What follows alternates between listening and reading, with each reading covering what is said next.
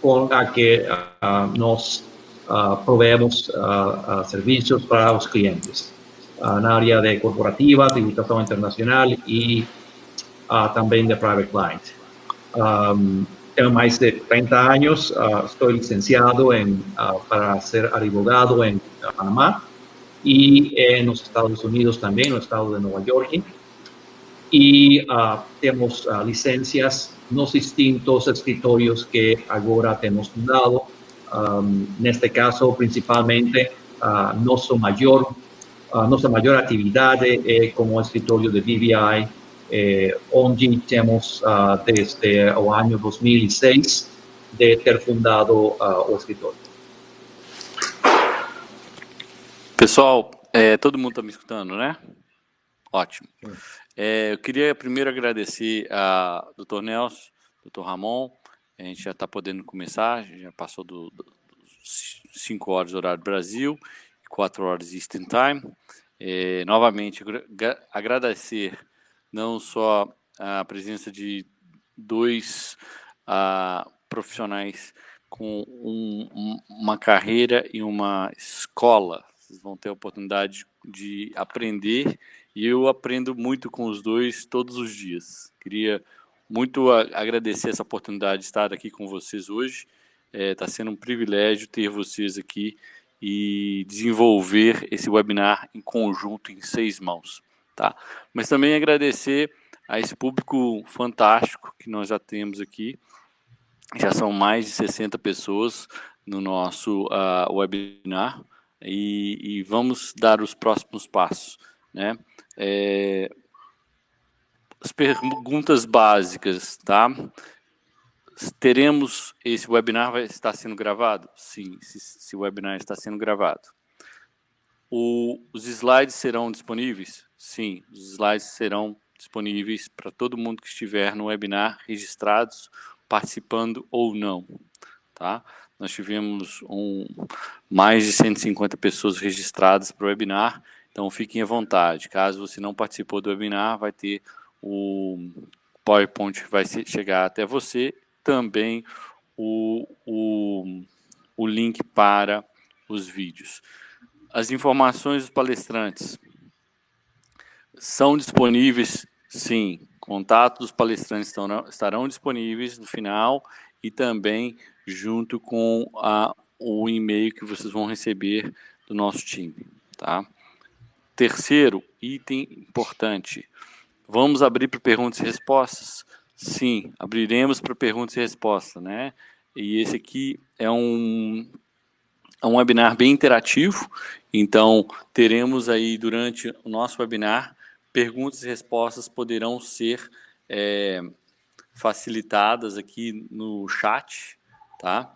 Essas informações que estaremos trazendo para vocês são informações que estão ainda, são igual o americano chama, né, um moving target, né, Dr. Ramon, Dr. Nelson, todo dia tem algumas modificações, então o que foi compilado para essa apresentação foi uma apresentação básica, onde leva-se em consideração Bahamas, Bermuda, Cayman e, como o Dr. Nelson mencionou, BVI.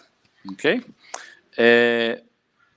Pergunta de alguém. Dr. Nelson, estamos preparados para a gente dar os próximos passos? Dr. Ramon? Sim, podemos senhor. continuar? Ótimo, então. Então tá. Vamos lá. Apresentação.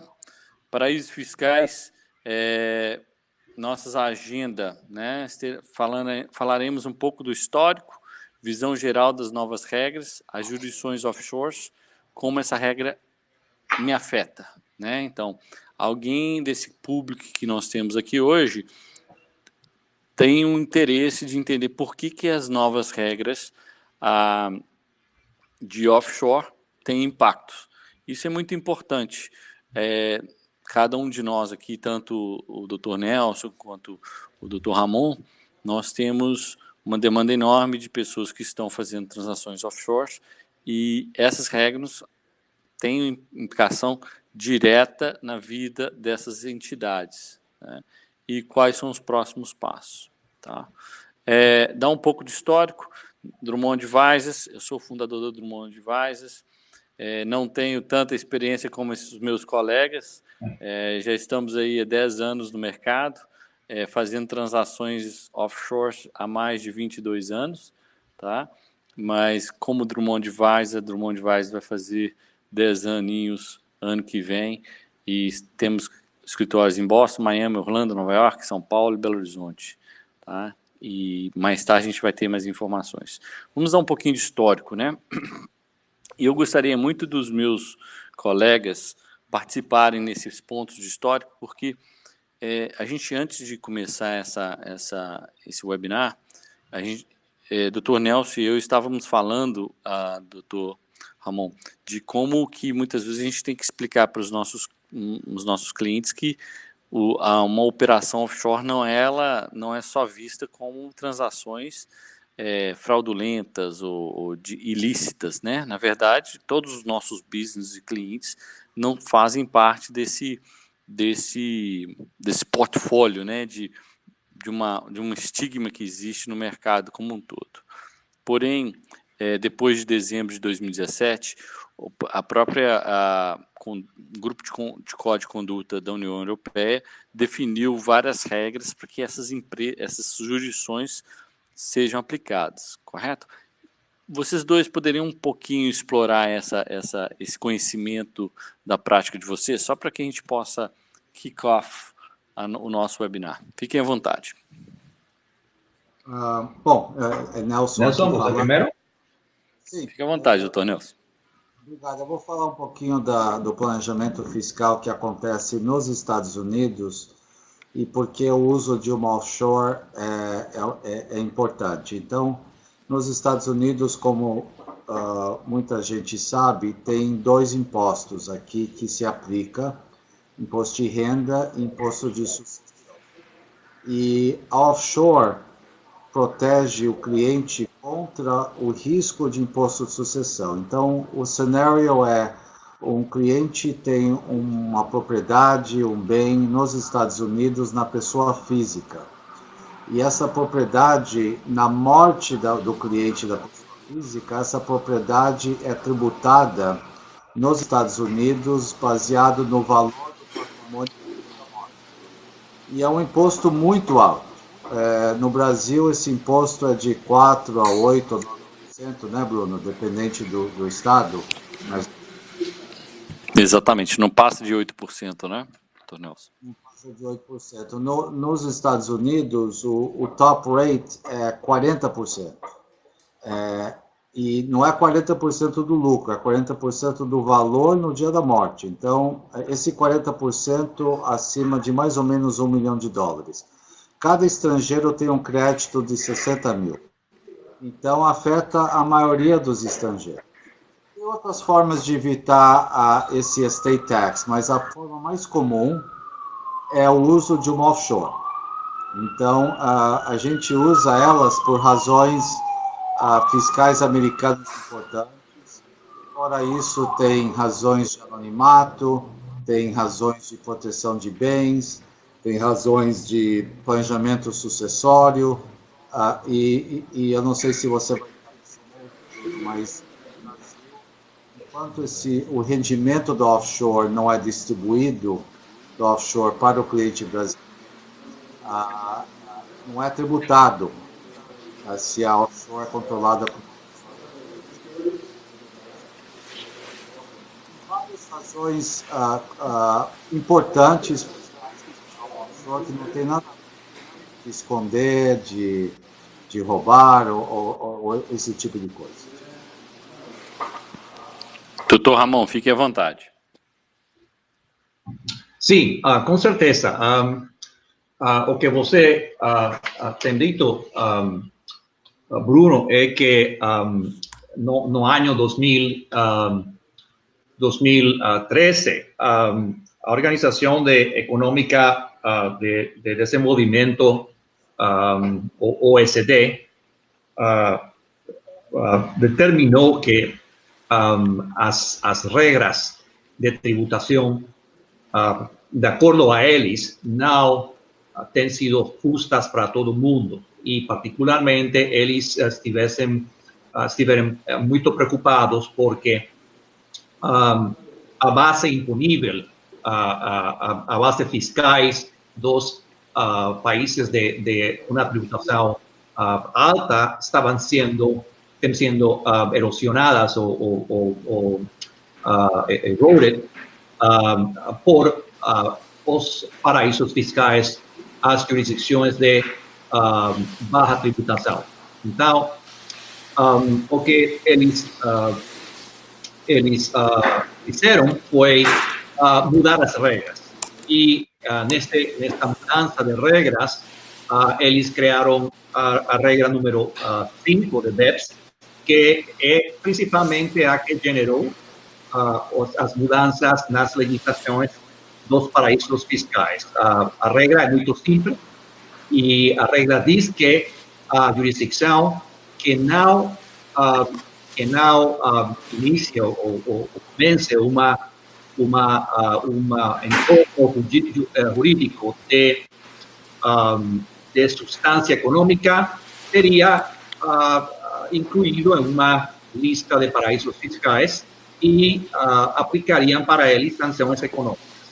Então, todos os paraísos fiscais, as jurisdições de pouca tributação, como BVI, Bermuda, Cayman Islands, Bahamas, Nevis, todas as jurisdições tiveram que cambiar, que mudar sua legislação com base a esse mandato. E isso foi o que originou todas estas mudanças que agora nós ficamos aqui discutindo. E essas mudanças, né, Dr. Ramon e Dr. Nelson, elas começaram a ocorrer de acordo com cada uma das jurisdições, a partir de janeiro de 2019, correto? A primeira jurisdição que foi levada em consideração foi a jurisdição de Cayman Islands, correto? Que foi colocando cada uma dessa modificação de acordo com a ação 5 do plano de PIPS, né, que é o Base Erosion and Profit Shifting.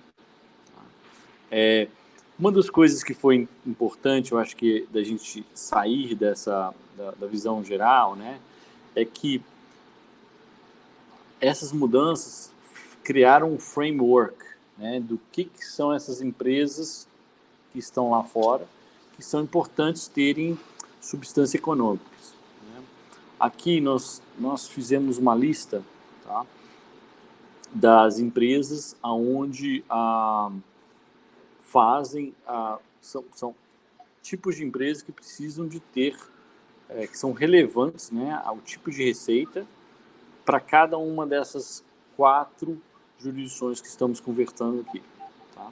Esse framework foi literalmente, me parece, com relação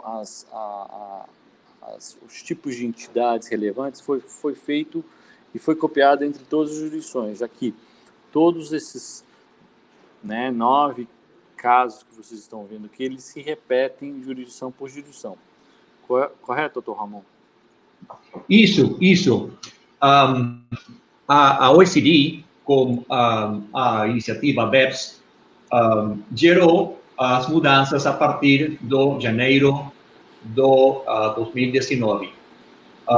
Mas o nível, as regras que mudaram foram mais ou menos a mesma coisa na todas as jurisdições. Tem pequenas diferenças de uma jurisdição a outra.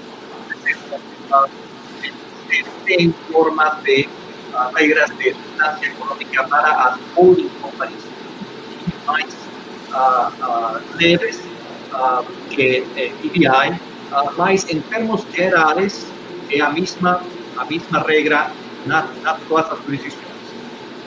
Bahamas teve um problema porque eles criaram regras um pouco mais flexíveis de substância econômica que BVI. Então, Bahamas foi forçada por a OECD a fazer uma nova mudança de suas normas. E eles estão agora reformando as suas normas, mas todo esse problema do furacão e nas semanas passadas, é muito provável que todo o processo de mudança ou adequação das suas normas às exigências da OECD vai demorar um pouco, mas eles ainda ficaram na lista da OECD por causa que as mudanças não foram exatamente o que as regras da OECD mandaram. Então, mas em termos gerais, as mudanças foram as mesmas nas todas as jurisdições e BVI foi também, junto com Caimán e Jersey, as primeiras jurisdições que mudaram suas normas, estão agora em efeito. Doutor Ramon, eu vou te pedir, na próxima explanação, que o senhor fale um pouco mais próximo do microfone, que ele está oscilando um pouco. Mas dando continuidade na nossa conversa, do nosso lado, doutor Nelson, nós temos muitas empresas nessas 4 categorias aqui, tá? Que são holding companies, que são, a gente, no nosso mundo de negócio, a gente fala que é uma pura holding, né? Pure holding company. Empresas de negócios de propriedade intelectual, que são as empresas de softwares que transferem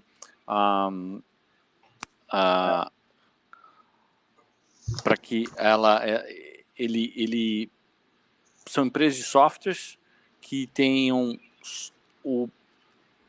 tecnologia, o código da empresa lá dentro, nessas empresas de propriedade intelectual, e headquarters, né? Onde a gente tem headquarters de um business que eventualmente tem a atuação em várias outras entidades, outros, né, países, cidades, e assim sendo.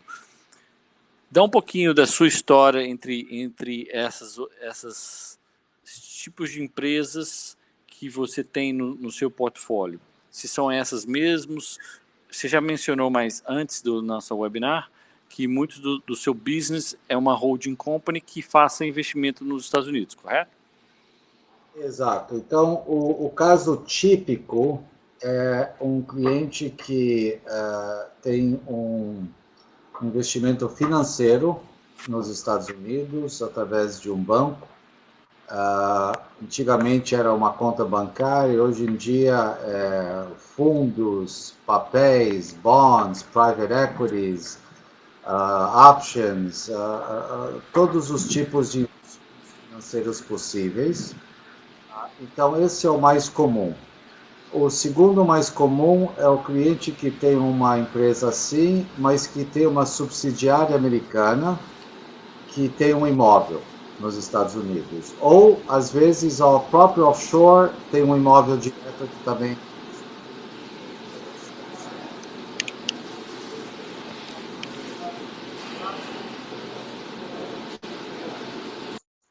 perguntar para o Ramon, casos de empresas que podem ter um avião que faz um leasing do avião, empresas que tem uma marca ou um patente, faz um licensing agreement com uma outra empresa, empresas que fazem intermediação de negócios, distribuição de produtos, comissões, sales representations.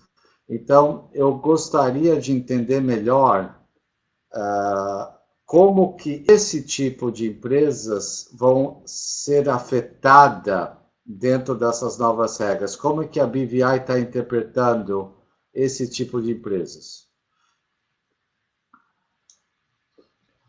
Sim, essa é uma muito boa pergunta. A lei de BVI, de substância econômica, definiu número diverso de atividades relevantes, que são as que estão agora mesmo listadas na pantalla. Essas actividades precisan de ser realizadas por sociedades de BVI para que a sociedade de BVI sea considerada como uma sociedade que requiere crear sustancia económica. Lo importante de eso es tener presente que cuál es el específico significado de cada actividad. Entonces, por ejemplo, actividades de finanzas ilícitas tiene una definición muy precisa en la ley. A definición de holding company tiene una definición muy precisa en la ley, mas no necesariamente a actividade da sociedade vai ficar na definição. Por exemplo, na holding company, a definição se concentra em a criação de uma pure holding company, uma atividade que somente a sociedade tem ações de uma sociedade subsidiária e provavelmente pode ter, mas não tem que ter, mas pode ter uma conta bancária para receber os dividendos, os juros dessas ações de sua subsidiária. Essa é a definição de Pure Holding Company na lei agora mesmo. Mas, se nessa atividade de Pure Holding Company, se você cria com a conta bancária dessa sociedade uma inversão em bond, ou uma inversão em mutual fund, ou uma inversão de uma classe distinta, então você imediatamente extrai a atividade da sociedade da definição de Pure Holding Company. E imediatamente o resultado disso, o efeito disso, é que a sociedade agora não tem que cumprir com a regra de substância econômica. Então, não necessariamente porque a sociedade está fazendo uma dessas atividades, vai requerir cumprir com a regra de substância econômica. Por exemplo, atividade de financing ilícito. Miremos o exemplo de uma sociedade que está fazendo atividade de dar um préstamo, um loan, para uma outra sociedade de BVI ou de uma outra jurisdição. Nesse caso, se o préstamo, o financiamento de a sociedade de BVI para outra é free, é gratuito, não tem um juro, então não tampouco ficaria incluído na definição de finança ilícita, porque a definição de finança ilícita inclui o requerimento de que a sociedade de BVI tenha income, uma ganância. E se o que em inglês se diz consideration. Se a sociedade de BVI não percebe consideration, ingresso, não cobra, não requer pago de juro, então não ficaria na definição de financing ilícito. Então, não necessariamente porque a sociedade está fazendo financiamento, vai a ser requerida para cumprir com a regra de substância econômica. Ramon, um minutinho, só para esclarecer isso um pouquinho, porque o que é muito comum no nosso tax planning nos Estados Unidos é usar uma BVI company para fazer um portfolio interest note para uma empresa americana que não é related party, não é affiliate, não é related, é unrelated party, e offshore faz um loan que tem juros, nesse caso específico, ela entra nas atividades relevantes? Ela seria um portfólio debt, que a gente chama nos Estados Unidos, Dr. Ramon. Sim, se o loan, o préstamo, o benefício de crédito que a sociedade de BVI está procurando para a sociedade não relacionada com a sociedade BVI, se esse financiamento é por um income, é por uma ganância, mas não se converte na atividade preponderante da sociedade de BVI, então não ficaria na definição de finança e leasing e não teria requerida de criar substância econômica. É somente quando o financiamento cumpre com duas regras. Uma, que perciba a sociedade de BVI um income, um consideration, e dois, quando a sociedade de BVI, então, converte a atividade do financiamento na atividade preponderante da sociedade. Nesse momento, mas mire o exemplo de uma sociedade de BVI que se dedica, que sua atividade é produzir algum tipo de produto, não? Se essa sociedade que está produzindo laptops ou qualquer bem, também decide dar financiamento a seus clientes. Se esse financiamento é por um valor e esse financiamento não é atividade preponderante da sociedade, então não teria que ter a substância econômica essa sociedade de BVI. Mas quando o financiamento que a sociedade procura para seus clientes, a sociedade de BVI procura para seus clientes, é tão ativo, é tão comum, que a sociedade de BVI precisa de criar uma estrutura para poder administrar esses financiamentos, então estaríamos muito perto de convertir a sociedade de BVI em uma sociedade que ficaria dentro da definição de financiamento e leasing e teria que cumprir com as regras de substância econômica. Exatamente. Eu gostaria de colocar aqui, tá, doutor Ramon? Nós fizemos uma compilação aqui do Core Income Generated Activities, que é o SIGA para algumas dessas jurisdições, tá? E aqui são exemplos, tá? A Drummond está preparando para todos o que o doutor Ramon acabou de mencionar. Que você pode ter no final do dia, você pode ter um tipo de renda, que é o objetivo da empresa, correto? E que eventualmente possa ter um outro tipo de rendimento, né? Que não vá no final do dia, ser relevante para o seu objetivo como dentro do SIGA. Correto, doutor Ramon? Isso. Isso é importante para as pessoas. Então, e no Brasil a gente fala, qual que é o seu,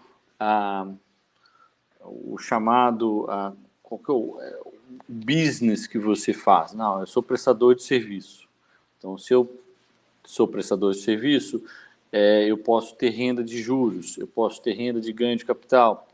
Pode, né? Mas se essas rendas não são importantes dentro do seu profit and loss, eventualmente você não se caracteriza que você é uma empresa financeira, correto? É isso que a gente está querendo deixar aqui claro, correto, doutor Ramon e doutor Nelson? Isso. Ótimo. Eu vou passar... Então, vamos assumir o seguinte. Vamos assumir que nós não temos... a gente pegou uma entidade e agora nós temos que ficar confortável que ela é não uma holdcom. Vamos falar que ela precisa de seguir as regras, né?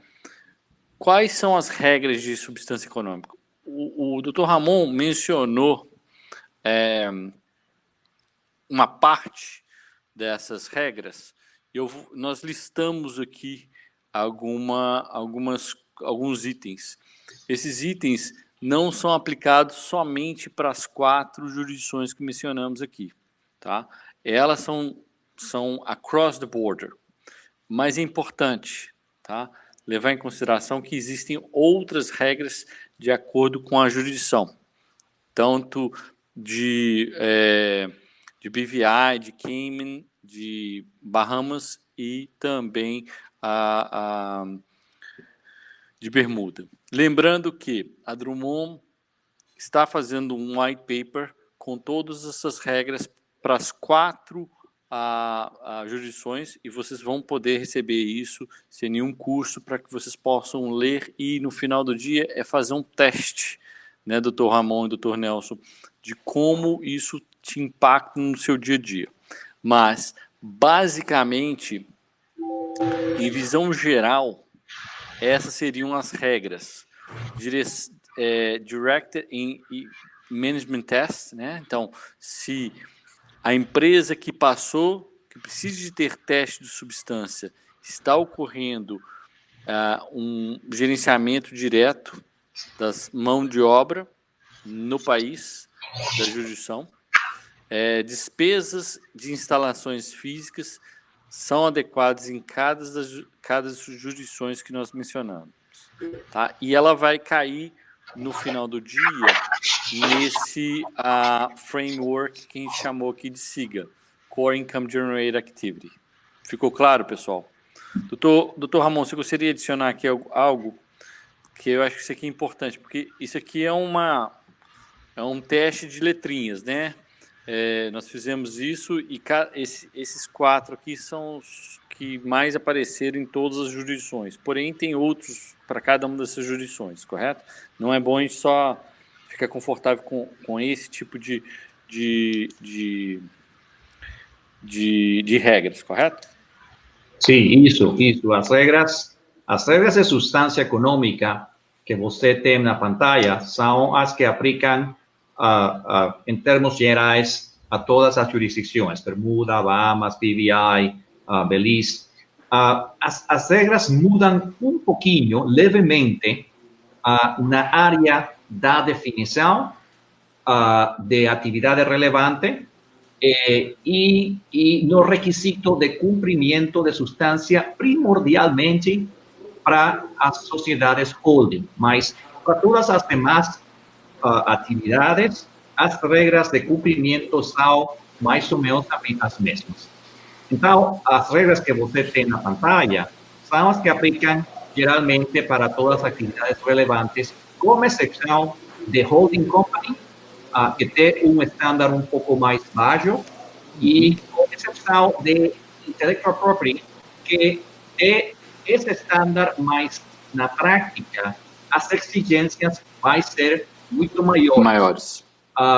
O que vai acontecer na prática é que a atividade de intellectual property managed por uma sociedade de BVI vai quase que desaparecer, porque o estándar é muito alto para o cumprimento de administração somente de atividades de intellectual property. Vai ser muito revisadas e investigadas por as autoridades, porque são consideradas atividades de alto risco. Então, na essência, as regras para todas as demais atividades são as que você tem na pantalla. Primeiro, que a sociedade vai ter que administrar suas atividades desde BVI. Segundo, que a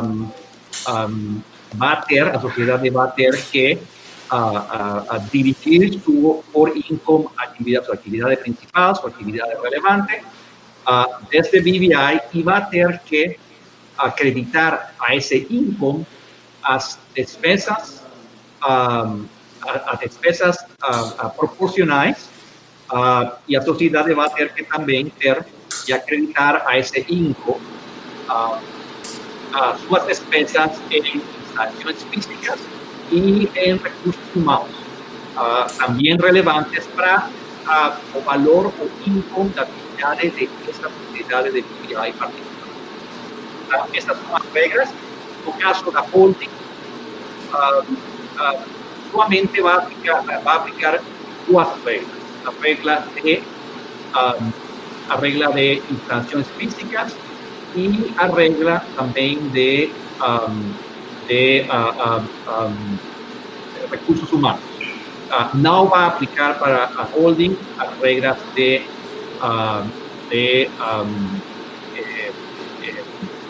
despesas ou despesas em BVI e o que vai acontecer muito provavelmente é que com as sociedades holding o agente residente na oficina registrada no BVI da companhia, a sociedade de BVI, vai poder prestar o serviço de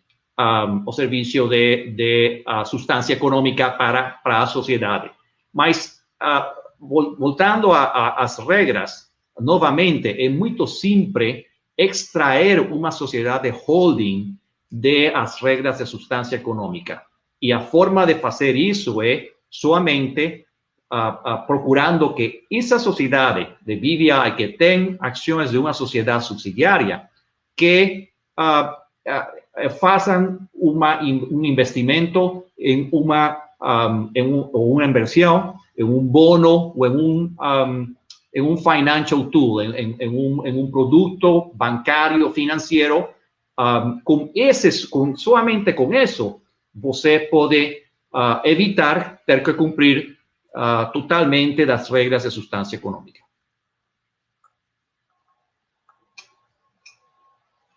Está sem som. Fala para ele. Bruno, você está sem som. Doutor Nelson, gostaria de adicionar aqui ao Ramon, fique à vontade.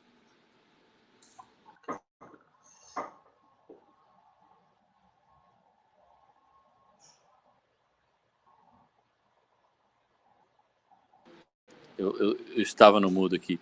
Você está me escutando, doutor Nelson? Oi, você estava sem som, Bruno. Peço desculpas. Você está me escutando agora, né? Agora estou. Gostaria de adicionar aqui na explanação do doutor Ramon? Ou a gente pode passar para o próximo slide?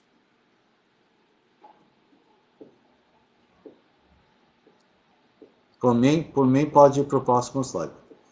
Tá. Ótimo.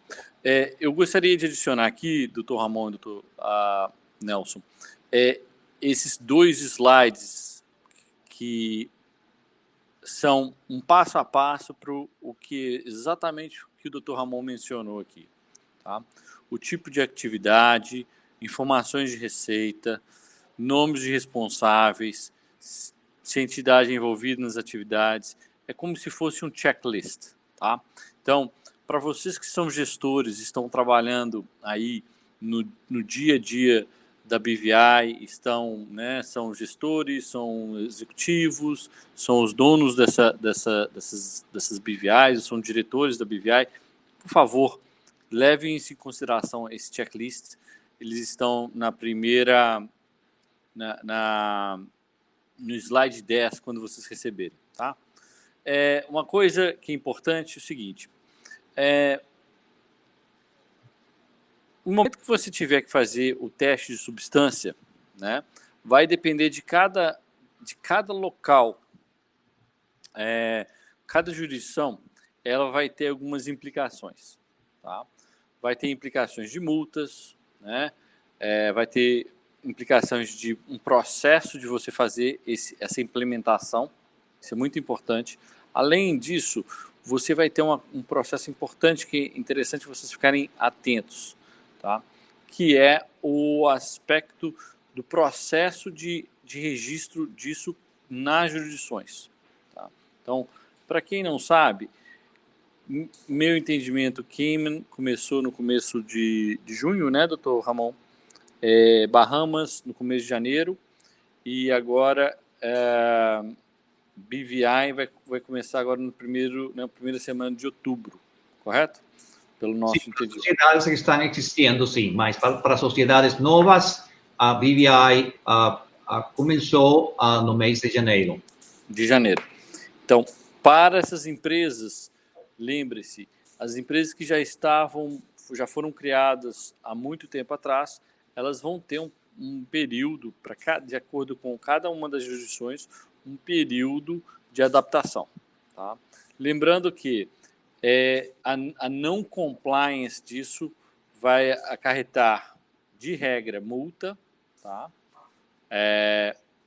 Ainda mais multas como mencionadas do Dr. Ramon, com quem tem trabalho com propriedade intelectual. E em alguns casos, houver repetição, tá? Vai ter até a habilidade do cancelamento de registro da empresa naquela jurisdição. Doutor Ramon, gostaria de adicionar alguma coisa nessa parte do não cumprimento das regras e o que é necessário? Porque existem dois aspectos, né? Ou você não comply, né? Na verdade é o seguinte, se você não é necessário fazer, você é exempted, né? Igual o americano fala, né? Você não precisa fazer dentro da regra. Ou você tem que fazer. Se você tem que fazer, né, você tem que comply de acordo com a regra. Se não fizer, entra as penalidades que nós estamos falando aqui. Tá certo? Todo mundo ficou claro? Deixa eu perguntar para a nossa audiência, nós temos bastante gente aí no nosso chat. Todo mundo está entendendo como que funciona? Então, o pessoal está respondendo aqui no chat. Então tá. Nesse momento, estamos assumindo que precisamos fazer, e se não fizermos de acordo com as regras de cada jurisdição, vão ter essas multas que nós mencionamos aqui. Se as multas terem um certo nível de ocorrência, é possível a exclusão dessas empresas da respectiva jurisdição. Correto, doutor Ramon? Fique à vontade. Sim, certo. O que vai acontecer de agora em adiante é que as sociedades, todas as sociedades de BVI, de Cayman, de todas as jurisdicções cujas leis ou regras mudaram para criar o reporte de substância econômica, vai ter que, uma vez cada ano, reportar qual é sua atividade. E isso vai implicar que você, de agora em adiante, vai receber de seu advogado, de seu assessor, vai receber um formulário junto com a fatura de mantenimento anual e tudo o que você já recebia. Então, esse formulário extra é o que você vai ter que completar para reportar a atividade da sociedade.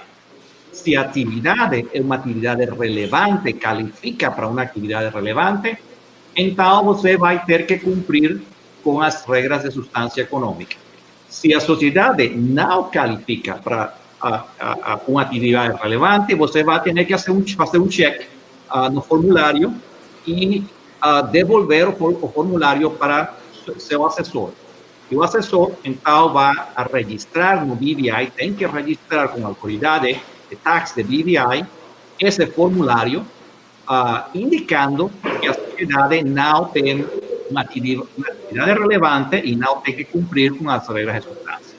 Se esse formulário não é feito, não é apresentado no termo que a lei estabelece, então a sociedade vai ser multada, como o Dr. Bruno tem dito. Também, se o formulário é completado ou a informação do formulário atividade relevante não é correta, é falsa, não é certa, é errada, então também a pessoa que tem declarado o erro pode ser culpado de um delito. Então, é uma situação importante que a informação que contenha o formulário seja a informação correta. E as multas são importantes, são as multas que a doutor Bruno tem na pantalla, e que podem levar a sociedade também à sua dissolução, se o formulário não é apresentado no termo correto. Mas se a sociedade não tem que cumprir com regras de substância econômica, porque não qualifica para elas, não qualifica para uma atividade relevante, então, tudo o que vai acontecer é que o formulário vai ser registrado e a sociedade pode continuar operando como sempre, não tem que fazer nada mais. Mas sim. Doutor Ramon, nós temos uma pergunta muito importante aqui, que é de quem que é a responsabilidade desse formulário, né? É interessante porque nós mencionamos aqui algumas penalidades de descumprimentos, mas dependendo da jurisdição que vocês estão instalados, né, foram criados as suas offshores, existem penalidades cíveis e criminais, correto, doutor Ramon? E nesse caso, isso responde que quem é responsável pelo preenchimento e, eventualmente, a entrega no final do dia são as pessoas e diretores das empresas. Correto, doutor Ramon? Isso. Fique à vontade. Isso, sim, isso é certo. Então, os diretores, se são as pessoas que têm completado o formulário, ou pode ser também um apoderado que os diretores identifiquem para completar o formulário. Mas se esse apoderado está atuando na representação da sociedade e completa o formulário em forma errada, ele poderia sofrer também sanções. Estou vendo uma pergunta que se está fazendo agora no chat sobre os investimentos financeiros. Esta é uma muito boa pergunta. Tem umas atividades que não são consideradas atividades relevantes.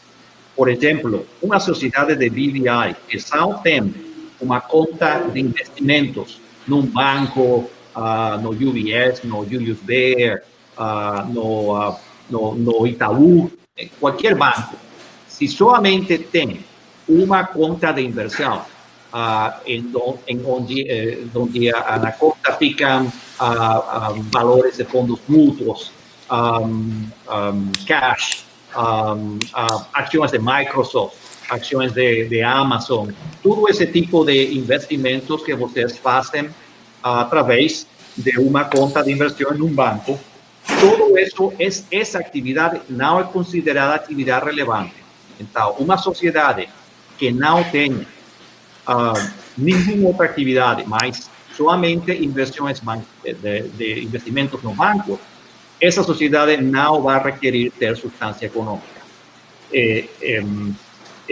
Uma sociedade também que somente tem um imóvel, um bem imóvel, uma sociedade de BVI que é proprietária, dona de um bem imóvel, e esse bem imóvel não é alugado, se diz? Não. Alugado. Alugado. Essa sociedade, essa atividade de ter um imóvel não qualifica para atividade relevante tampouco. Se a sociedade só está usando esse imóvel para seu próprio benefício, para seu próprio bem-estar. Então, tem atividades essas que não vão ficar.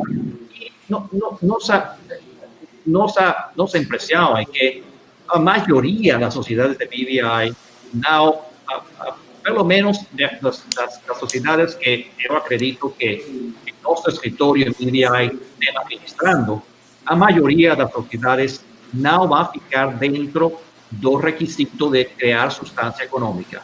Mas elas vão ter que reportar, uma vez em todos os anos, que elas não estão realizando uma atividade relevante. Pelo menos, né, doutor Ramon, vai ser necessário fazer o registro como exempted, né, como uma entidade, anualmente demonstrar que essas pessoas, essas PJs, né, essas holding companies, são exempted pelo substância teste. Agora, uma coisa que é importante lembrar que o que pode ser prática em BVI pode não ser válido para Cayman, por exemplo, né? Porque em Cayman já muda um pouco a definição de Pure Holding Company, correto? E dependendo de como você vê o business, ela pode ser uma atividade relevante, correto? Sim, no BVI, no Caimán e em Bahamas, nesse aspecto específico de Pure Holding Company, no BVI, Caimán e Bahamas e Belize, tem dois conceitos importantes. Que a jurisdição está procurando desenhar as regras para que a sociedade não tenha que criar um esforço muito grande para ter substância econômica. Então, tem um nível muito mais leve de substância que vai ter que cumprir. E o segundo aspecto é que, nesse nível mais leve, o que estão procurando as jurisdições é que, em suas regulamentações, que não todas estão aprovadas ainda, estão sendo desenhadas ainda, mas as regulamentações vão permitir que o agente residente da sociedade em BVI possa cumprir o requisito de substância econômica no caso que a sociedade califique como Pure Holding Company. Again, nuevamente, lembre-se que é muito fácil extrair as sociedades de BVI da calificação de substância relevante somente com invertir num bono ou num fundo mútuo ou aperturar uma conta de inversão com essa mesma Pure Holding Company. Então, a expectativa é que a maioria das sociedades de BVI tem um exit, tem uma saída para não ter que calificar nem sequer para uma atividade relevante de holding company, de pure holding. Tá, e um importante, eu deixei aqui claro para todos, essas mudanças ocorreram nessas jurisdições, e Bermudas, Bahamas, BVI, Ilhas Caymans, Guernsey, Ilha de Man e Jersey, tá? Tem um aspecto que é importante a gente falar, porque a gente está falando muito sobre essas entidades, né, de PJs estrangeiras que fazem offshores. Eventualmente, para os brasileiros, né, tanto PJs como pessoas físicas, o não compliance dessas entidades, fazendo com que elas sejam, eventualmente, a gente chama nos Estados Unidos de pass-through, né, podem fazer com que as PJs venham já diretamente, os ganhos dessas PJs, pelo fato de você não ter substância econômica naquele país, fazem com que elas sejam um evento fiscal no Brasil. Tá? Então, muito importante seguir o compliance dessas empresas, pois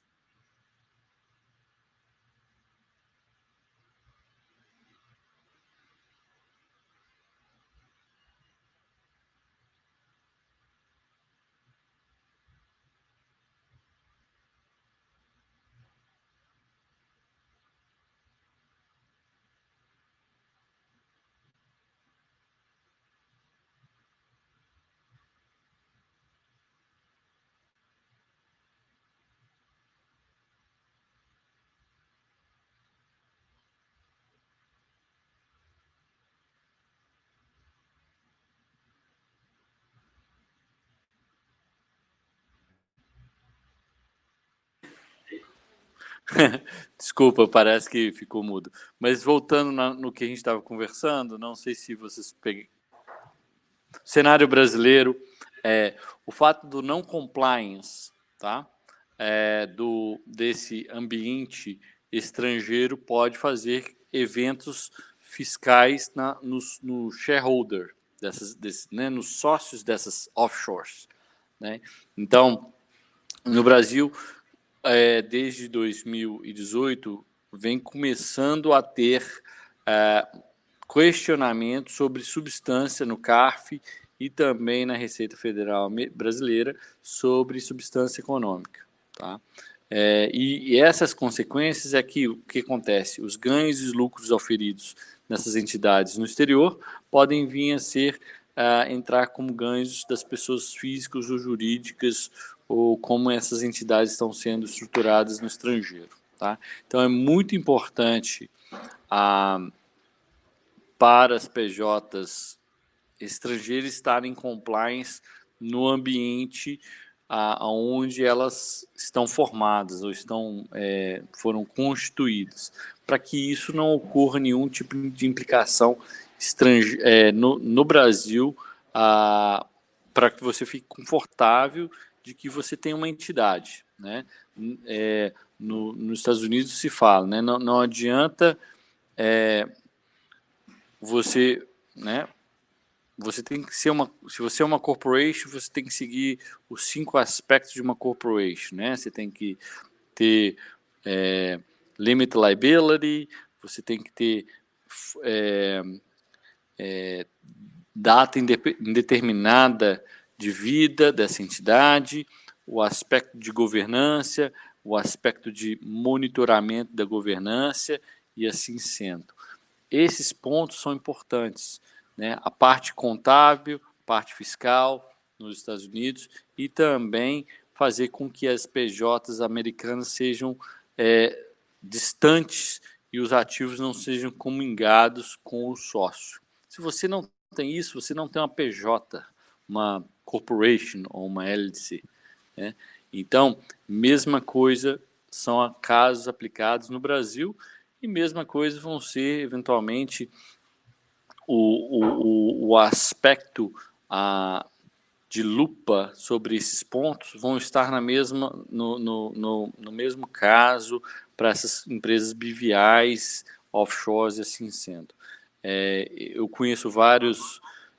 Pode ficar à vontade, doutor Nelson.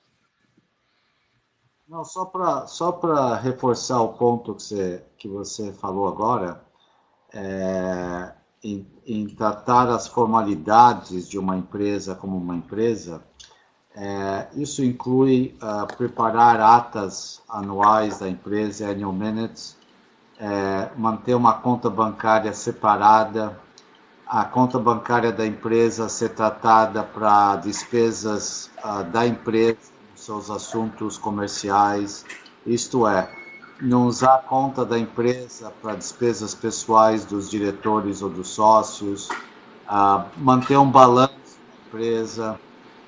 Então, tratar uma empresa como uma empresa para ela ser respeitada nos Estados Unidos, na BVI, no Brasil. Esses cuidados que estão ficando cada dia mais importantes. E que dá economic substance também, com certeza. Né? Que dá substância. A gente tem casos, nós temos um número grande dos nossos clientes nos pedindo para fazer auditoria das transações. Né? Fazer auditoria, pois o próprio relatório, o parecer do auditor, ele endorça as substâncias das transações e de todos dessas governanças que o senhor mencionou agora, entendeu? E são coisas que parecem complicadas, mais burocráticos, se vende como burocracia, né? Mas eu acredito que não deva ser visto como burocracia. Se você quer ser grande e tratar aquilo como um enterprise, né, como um business, porque senão vai virar o americano fala isso muito bem, né? Se você tem uma corporation, ela tem que ser separada de você, né? Senão é puramente self-employed, né? Então, se você é self-employed, então não existe substância de empresa, correto? Faz sentido? E aqui isso entra em 2 potenciais riscos para um cliente. Já teve casos de um cliente que tinha um estrangeiro que tinha imóveis nos Estados Unidos, embaixo de uma empresa, e por falta de a empresa manter certas formalidades, o fisco americano tomou a posição que não era uma empresa verdadeira e queria tributar na morte da pessoa. O outro cenário que isso acontece é proteção de bens. Um advogado tentar penetrar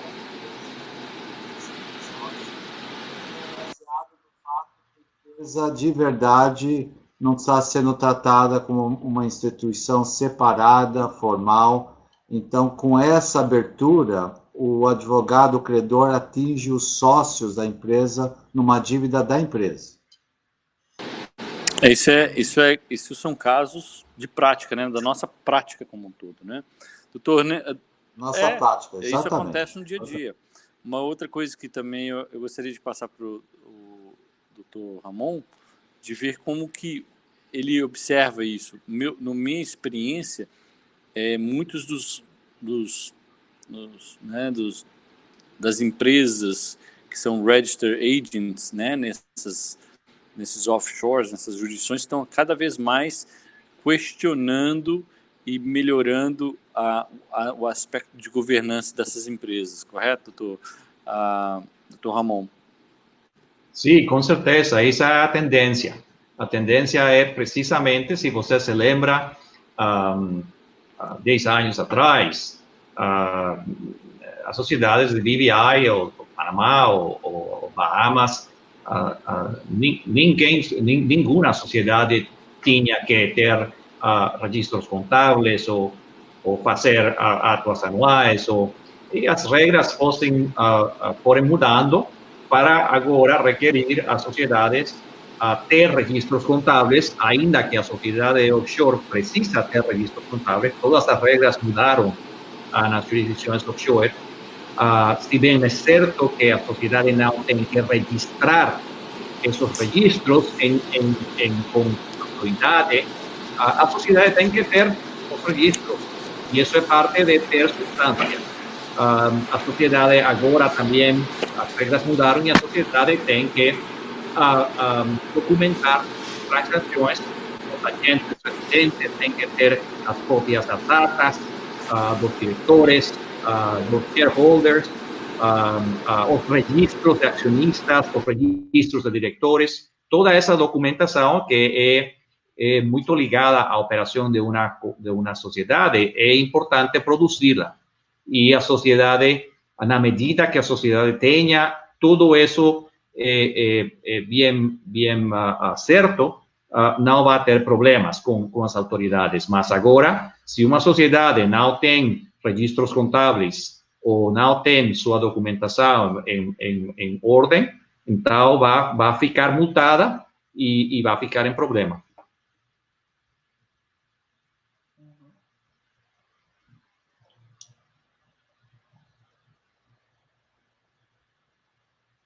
Vamos abrir para perguntas e respostas? Acho que tem uma pergunta aqui que eu acho que é uma pergunta de um outro webinar. Mas de qualquer jeito eu vou respondê-las aqui. Ela não é pertinente a esse webinar, mas assinatura da... deixa eu ver aqui. Questão americanos possuidores de green card ou residências fiscais, FBAR. Assinatura bancária acima de $10 mil, fora dos Estados Unidos e FATCA. Me pergunta se a gente precisa de fazer um formulário 1040. Poderia comentar mais um pouco? Pergunta: no caso de FATCA, preciso solicitar a instituição financeira americana que faz o FATCA anexar com 1040? No caso do FBI, preciso solicitar para quem fazer o anexar 1040? Bom, senhor ouvinte, Denis, na verdade, os dois formulários, quem faz é você. Tá? Você vai colocar os dois formulários como attachment com as informações que você recebeu das instituições. Nesse caso, deve ser um banco comercial brasileiro e assim sendo. Tá? O banco, ele também faz o relatório de FATCA para a Receita Federal Americana. Tá?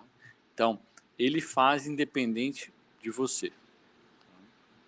Outra coisa, tanto FBAR quanto FATCA são formulários que são attached né, são um anexo ao formulário 1040.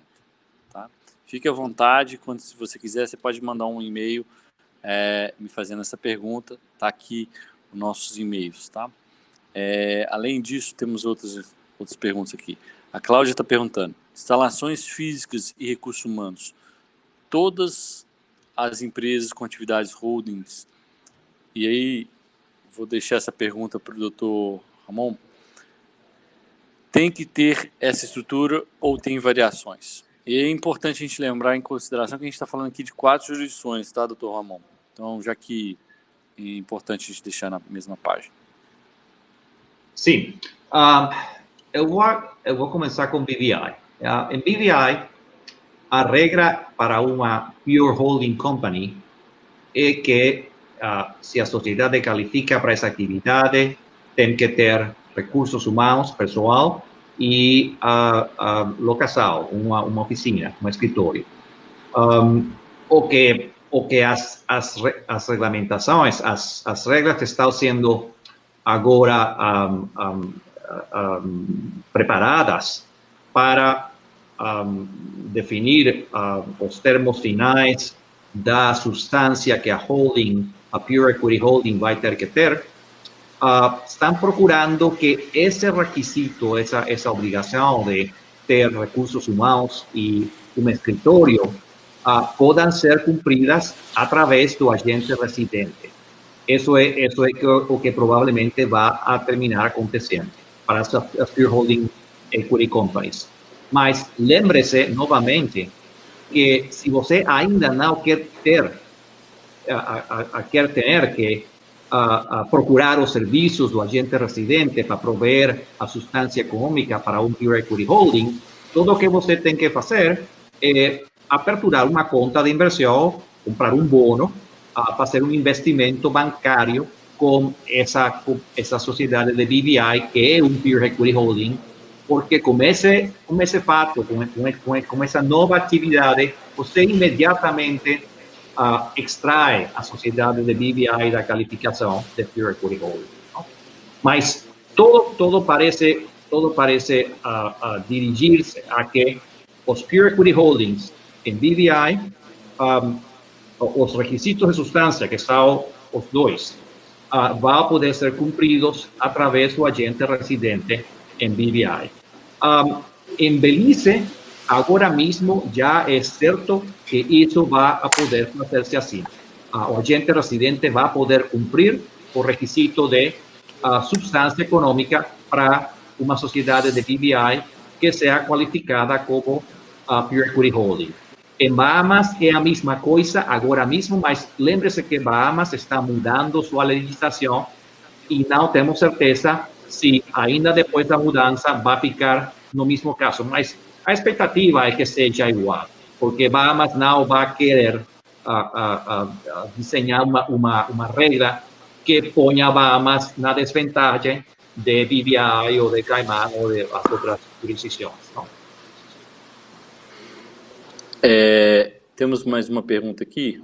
Se uma BVI tem aplicações financeiras e também é uma holding de uma LC com locação de imóveis, como fica diante das novas regras de BVI? Esse é o caso que eu estava falando. Esse é o caso que eu estava falando. Se uma sociedade de BVI tem ações de uma LLC nos Estados Unidos, que a LLC é proprietária de um imóvel nos Estados Unidos, de um ou mais imóveis nos Estados Unidos, e a sociedade de BVI tem feito também um investimento bancário, financeiro, então, isso extrai a sociedade da qualificação de Pure Equity Holding e não vai ter que cumprir com a regra de substância econômica. Mas vai ter que fazer, né? Vai ter que fazer os filings corretos. Sim, vai ter que fazer os filings anuais. Isso. Mas certamente não vai ter que fazer todo o aspecto de substância, que é ter tanto a parte de despesa, parte de infraestrutura, parte de recursos humanos em loco de BVI para aquilo. Né? Isso é importante. Tá? Ficou claro? Essa o pessoal, doutor Ramon, o senhor poderia... eu já passou mais de 1 hora e 10 minutos da nossa conversa. Eu só queria pedir que o senhor possa prolongar um pouco mais sobre essa definição da peer holding para Cayman, para que a gente possa dar às pessoas um pouco mais, responder a pergunta da nossa ouvinte, e também para os outros que estiverem aqui, que precisarem sair, a gente entende, né? Eu acho que nós tivemos aqui 95% do pessoal até nesse momento. Eu agradeço aí a presença de todos vocês. Esse webinar está sendo gravado, vai ser disponibilizado, e também os slides, tá? Mas podem ficar tranquilos. Caso alguém precise de sair para pegar as crianças, fazer alguma coisa, que a gente entende, né, doutor Ramon e doutor Nelson? A gente não vai levar isso ao lado pessoal. E agradecemos a presença de todos. Mas fiquem à vontade, doutor Ramon.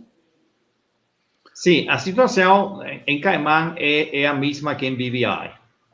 O Peer Equity Holding, a expectativa é que seja uma sociedade que vai ter uma subsidiária numa outra, em a mesma Caimán ou em outra jurisdição, e que tem que ter as mesmas dois requisitos de substância, pessoal e oficina, escritório. Em Caimán a regra é exatamente a mesma que em BVI. Com relação a como uma sociedade, eu olhei uma outra pergunta no chat que diz ou consultava se uma sociedade de BVI está faturando serviços fora dos Estados Unidos ou em algum outro lugar. Nesse caso, a facturação de serviço, a regra geral é que a facturação de serviço vai ficar como uma atividade relevante e vai requerir substância. Então, se a sociedade está procurando consultorias ou procurando produtos, ou procurando assessorias, ou qualquer atividade que esteja promovendo a sociedade, isso para qualificar a sociedade como Distribution and Service Center Business. E a sociedade, muito provavelmente, vai qualificar para ter uma substância econômica em BVI, ou é uma jurisdição de criação da sociedade. Ótimo. Pessoal, mais alguma pergunta dos nossos ouvintes? Antes da gente encerrar, agradecer aí ao Dr. Nelson, Dr. Ramon. Dr. Nelson, gostaria de dar as últimas palavrinhas e também... Não, eu queria agradecer você, Bruno. Queria agradecer você por ter colocado esse serviço para... Eu acho que é ótimo esse timing e eu acho que é uma coisa que a BVI está adaptando, né, as regras agora, e pode ser que vai mudar um pouquinho, ou então a gente deveria fazer um follow-up disso daqui 2, 3 meses para ver o que mudou. Eu já gostaria de pedir vocês em público o convite, de ter vocês aqui novamente no começo de outubro, né, onde a regra de BVI vai... estar entrando em acordo e podemos fazer um bridge, né, uma ponte entre o que a gente conversou hoje e as mudanças que ocorreram, né? Gostaria muito de ter vocês aí, Dr. Ramon, Dr. Nelson, e muito obrigado pela presença de vocês, presença de todos aqui, né, porque sem esses ouvintes, nós tivemos mais de 75 pessoas no nosso webinar, foi um sucesso, e com certeza vamos... fazer um follow-up. Agradeço aí, doutor Ramon, possa fazer sua fechada, né? Fique à vontade. Sim, eu somente quero agradecer a vocês por o convite. Particularmente é um honor para mim participar num conversatório com o Dr. Nelson, que é uma pessoa que eu admiro muito e que tenho muito apreço por ele. para mim é realmente um prazer compartilhar com vocês. Muito obrigado a todos que estão aqui hoje. Fiquem à vontade de mandar as suas perguntas e respostas, a gente vai tratar cada um de vocês com muito carinho. Esperamos estar com vocês num futuro próximo, podem ficar tranquilo, esse aqui é um tópico muito importante, estão ocorrendo várias modificações, esse foi um segundo webinar sobre o tópico, então teremos outros webinars sobre esse tópico e teremos sim Dr. Nelson e Dr. Ramon aqui junto conosco, falando e batendo papo sobre esse assunto, tá bom? Muito obrigado a todos vocês. Novamente, obrigado. E-mail, vocês receberão o link do webinar completo pelo vídeo e também os slides, tá? E vamos entrar em contato com todos vocês, caso vocês precisem de qualquer dúvida, tá bom? Um grande abraço a todos, ótima semana. A gente se fala. Tchau, tchau. Muito obrigado a vocês.